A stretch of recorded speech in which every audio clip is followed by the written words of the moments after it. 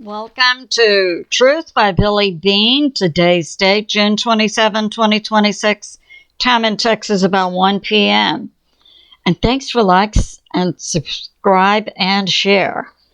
And some of the things we'll cover. NASA issues its first ever flare watch. President Trump taking care of business. Beijing 9/11. Bolton is guilty. And we have the IRGC hitting ships again in the Strait of Hormuz, with the U.S. military smacking down Iran. So let's get started. So we have this from Space Weather, NASA NOAA. So we have a large sunspot group that has turned to face the Earth 4478. That logically should be emitting strong X flares, but we see no activity by the sunspots, but we do see the first ever NASA warning for a flare watch. In other words, NASA predicts something's going to come from this large sunspot group. So that's going on. We have this yesterday, in the past 48 hours, we know we had 2 earthquakes on each side of Caracas, a 7.2, a 7.5. We also had in Redwood, California, 5.6, and in Japan, a 6.8. So we're seeing continued activity now on the west coast of the U.S., according to Earthmaster, where we've had a swarm of small earthquakes along the California coast, extending up into the Cascadia zone. That Cascadia is like Washington, Oregon, a earthquake area. And we've had in the past week 1,900 small quakes there. We had, in the past 24 hours, a 3.3 just off the coast of California at the southern end of the Cascadia. So, yeah, we have things juicing up. And we had a 6.8. Yeah, the one that was in near the Philippines. I reported on that in my last video, about 25 miles deep. We can now report today, rest in peace, 35, with about 200 injuries. So that was late yesterday, another earthquake near the Philippines. And in Japan, where they also had a strong earthquake in the past 48 hours, Mount Fuji is experiencing a strong shake. So that's going on. We had decades ago a prophecy by a Christian prophet, John Paul Jackson, that had to do with Tokyo and a volcano, where he saw a headline, 1 million missing. So, yeah, that was about Japan. So that's going on. And we have this. So we have more activity in the last 24 hours by the IRGC, totally outside the scope of the MOU, Memorandum of Understanding. And we have this, a military advisor to Ayatollah number 2, Mustafa Khamenei, whose name is Mohsen Reznal, threatens activity against the U.S. that will cause many U.S. casualties, as that happened in the last 24 hours, and threatens the U.S. military and says that Iran is going to use new capabilities. Now, many of us who've been following this know that Iran is in collusion with Russia and China. And hey, What do we see going on in Russia? For the past several weeks, we've seen massive hits inside Russia by Ukraine using drones and Flamingo missiles. And what do we see in China? Well, I'll give a report later in this episode about a 9/11 event that just happened in China. I guess Russia and China, maybe their intel are not keeping them up to speed. But when you are actively helping an enemy kill U.S. military, then you also become participants. So that's going on. So this military advisor in Iran threatens the U.S. We'll get new technology, and we know the source of that technology. So that's going on. And we have this from U.S. Intel. So June 26, the U.S. military hit Iran in response to Iran hitting a Singapore flagship, the Ever Lovely, near the Strait of Hormuz, which of course violates the MOU. But the IRGC nutballs, maybe they can't read. And we have this. So we've had, and then in response, so Iran hit the Ever Lovely. The U.S. military responded with 3 major explosions in Sirak, Iran, along the southern coast of Iran near the Strait of Hormuz, in an area called Hormozgan. And the U.S. hit drone storage areas, missile storage areas, and radar sites. So that's going on. And we have this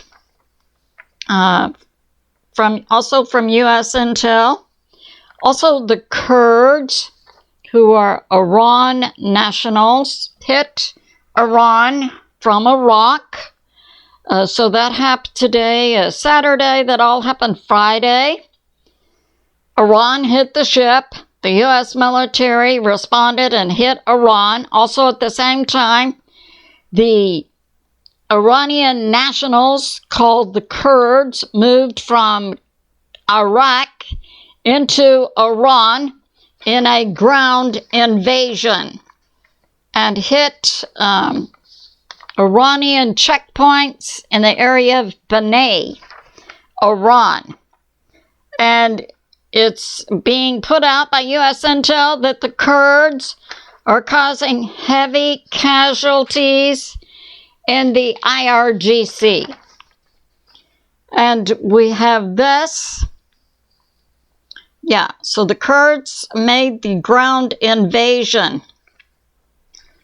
So that's going on. And the U.S. Intel is that the ground invasion is a U.S. military objective. It's a ground invasion by the Kurds.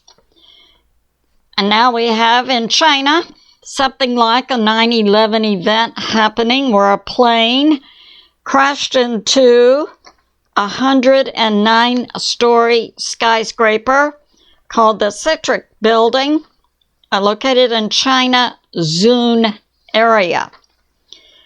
And we do not know. The plane was named the Sunward, and it is a small 2-seater. It's an SA-60L Aurora plane owned by a local Chinese aviation company. And somehow this small 2-seater plane smacked right into a 109-story building. So that's going on. And we have this from Ward Carroll, who interviewed Lieutenant Colonel John Rainwater. talking about the B-52s, and I reported on that in several videos about the B-52 being vaporized at Edwards Air Force Base in California. So we had information I put out that the B-52 was carrying a experimental laser loaded into its bomb bay, much stronger than other directed energy weapons that had the capability to vaporize objects. Also, the B-52 was carrying experimental AI radar. It appears that 8 seconds after the plane took off, it was vaporized in air. My take is, this indicates to me possible sabotage. And now we have reports from Lord Carroll that the B-52s have now been cleared to resume flying from Edwards Air Force Base. So that's going on. And I notice no one is denying that the plane was vaporized. They are describing it as the plane crashed. Okay, that's going on. We have this from Stephen Gardner. John Bolton has been found guilty of giving secret military information to Iran. The way he did it, he stole classified documents, and then he emailed his wife and daughter on unsecure email platforms so that those platforms could be hacked by Iran. So we don't know what he's going to get. He could get 5 years in jail plus a $2.5 million fine. But John Bolton, guilty of espionage. And we have this from Tussie TV. We have the U.S. military continues strikes against Iran. That's after Iran hit the ever lovely. And the U.S. targets Iran bases near Sirak, Iran. And that this was late last night. We had up in the air 4 KC-135 Pegasus refuelers and a Poseidon 8. So presumably last night we could have seen more action. We have this, that the U.S. military, that was late last night, began strikes against Iran. And we have the Iran nationals, Kurds, also making a ground invasion into Iran. We also had simultaneous with this, about in the last 48 hours, we had Israel and Lebanon signing a peace agreement in Washington, D.C. Then, yesterday and last night, we saw the Lebanese military pushing Hezbollah out of Beirut. So that's going on. And we have this, that under order of the IRGC, the Hezbollah is to occupy Beirut. And that we see then the Lebanese military pushing back against the IRGC-controlled Hezbollah. So that's going on. And we have this. Yeah, the Kurds have taken out 2, I think about 3 IRGC police, and 2 civilians have been injured. That was with the ground invasion by the Kurds into Iran. So that's going on. And the U.S. continues to hit Iran in the area of the Strait of Hormuz. And we have this. We have that, President Trump orders the hit on IRGC. And we're seeing that take place in the last 12 hours. We have this from Zero Hedge. Today, Saturday, Iran hit another ship in the Strait of Hormuz. The delusional IRGC believe that they control the Strait of Hormuz, in direct contradiction with the MOU. But hey, they're terrorists. So they hit another ship. They hit a ship. The first ship they hit Friday was the Singapore-flagged Ever Lovely. The second ship they have hit is flagged out of Panama. It's a VLCC type ship called the Kiku, Kiku. And they hit that today. So we can anticipate that the U.S. military is going to strike Iran again today. We have Al Jazeera